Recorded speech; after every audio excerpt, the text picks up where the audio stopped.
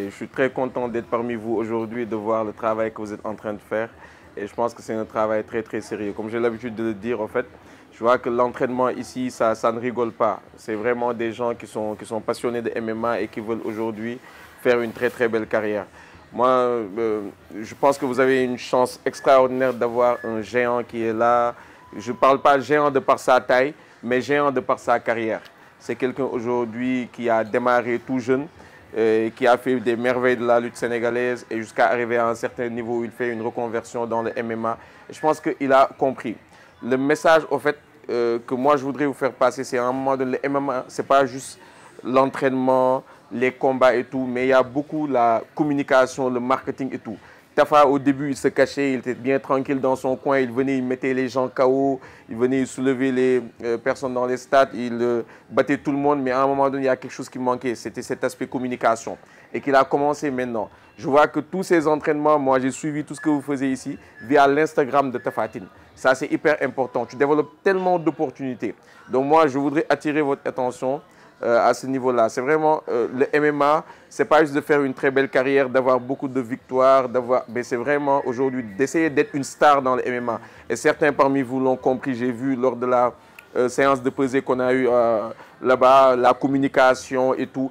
De la même façon que vous travaillez avec Coach Henry, de la même façon que vous devez travailler avec des gens dans le développement personnel, dans la communication et aussi dans votre image sur les réseaux sociaux. C'est très important d'entretenir une très belle image sur les réseaux sociaux, de ne pas publier n'importe comment. À chaque fois que vous avez quelqu'un qui vous prend une vidéo ou bien des combats avec une vidéo pas de bonne qualité, de publier tout.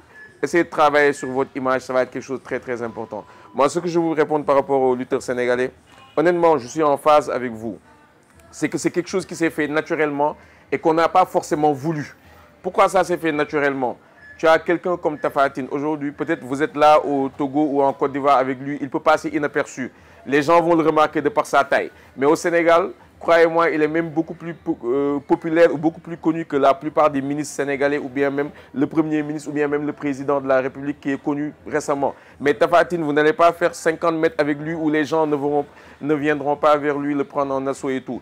Donc il y a des choses qui se feront naturellement avec les lutteurs sénégalais parce qu'en fait, c'est toute une carrière. En fait. Ils ont fait 10 ans, 15 ans, 20 ans. Ils sont connus au Sénégal et dans la diaspora, en fait, à travers les Sénégalais. Mais pour vous rassurer, c'est pas une ligue sénégalaise. Le premier événement, je vous donne un exemple. Il y a eu 4 lutteurs sénégalais, un autre combattant qui était Tafsir, qui a rencontré Amaou. Donc il y a eu 5 Sénégalais sur 24 combattants. Donc on n'a pas pris le Sénégal. Certes, il y a quelque chose qui s'est fait naturellement. Il y a une grande équipe qui a quitté le Sénégal en termes de production, de diffusion et tout, qui est venue ici, qui est venue à Abidjan. Et donc, naturellement, il y a eu beaucoup d'invités de lutteurs parce que jusqu'à présent, notre business, c'était la lutte sénégalaise. Le MMA, c'est un nouveau business. Donc, on est obligé un peu de prendre nos stars dans la lutte sénégalaise, de les ramener dans le MMA, mais ce n'est pas pour faire de l'ombre. Au contraire, on a envie de créer de nouvelles stars. Qu'est-ce qu'on a fait avec Kasla Machine, par exemple? Il a eu le combat le plus viral de sa carrière. Parce qu'Albouri, il parle beaucoup, il provoque beaucoup. Donc, le fait d'avoir le lutteur Albouri à côté de Kasla Machine, ça a créé une énergie extraordinaire, donc ça a fait la promotion de Kasla Machine. Je vous donne un exemple tout bête. Quelques semaines après, tu as combattu par exemple Sankara au niveau de TKO exactement. Kas aussi a combattu sur TKO. Mais moi, j'ai regardé, tu vois, il n'y avait pas 1000 personnes en simultané.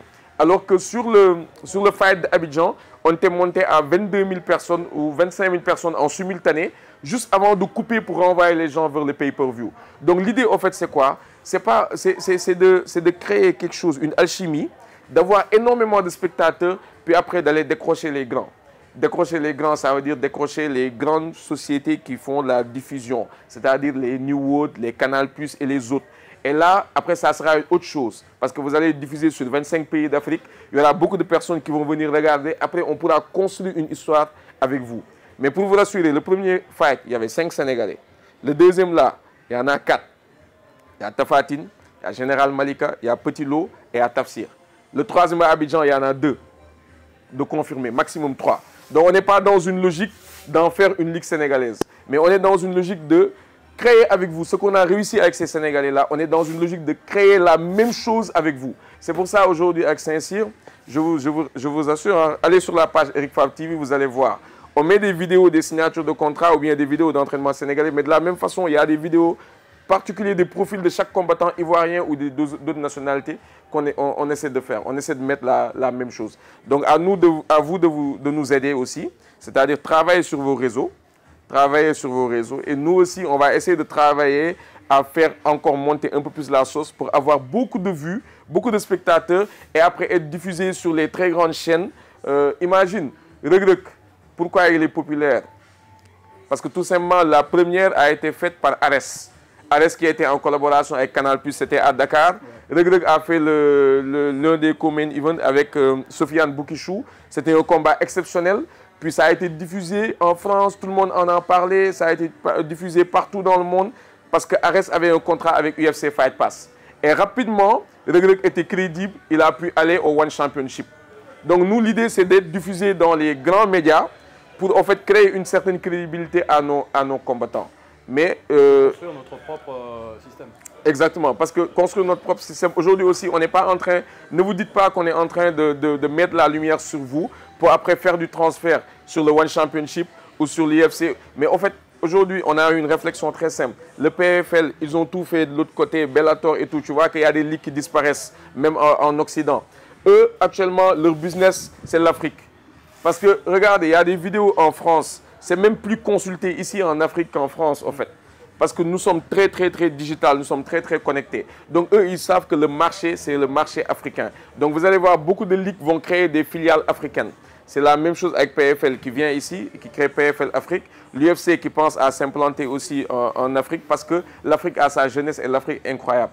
Donc nous, l'idée, c'est pas aussi de mettre la lumière sur des stars et après de les envoyer dans d'autres ligues, mais c'est de nous-mêmes d'aller sur des standards aussi qui sont des standards mondiaux et au fait que vous puissiez être dans la Ligue Eric Favre Nation MMA et pouvoir faire une très belle carrière et avoir des opportunités financières quand même qui seraient intéressantes. Donc là, moi, c'est ce que je voulais vous dire. On a bien compris le message, on va travailler avec vous et aussi on va s'améliorer. Sincèrement, moi, par exemple, lui, il est sur côté Eric Favre TV, Côte d'Ivoire, moi, je suis sur le Sénégal, mais on échange, parfois il insiste, il se bat pour avoir plus d'avantages, plus de choses, puis on travaille ensemble à bâtir. Et c'est pour ça, la première fois, on est venu, exemple, un caméraman qui vient du Sénégal, il va plus filmer les Sénégalais, il ne va pas connaître Amao. Mais qu'est-ce qui s'est passé récemment? On a fait le street fight, j'ai ramené, au lieu d'amener 10 personnes, j'ai ramené 2 personnes, puis Saint-Cyr avec toute son équipe. Donc on fait du transfert de connaissances. Au Togo, on va ramener une équipe réduite au niveau des techniciens et il y aura des techniciens ici. À Abidjan, on va amener encore moins de personnes. Donc vraiment, on est en phase de transition et on va vous accompagner dans cette phase de transition.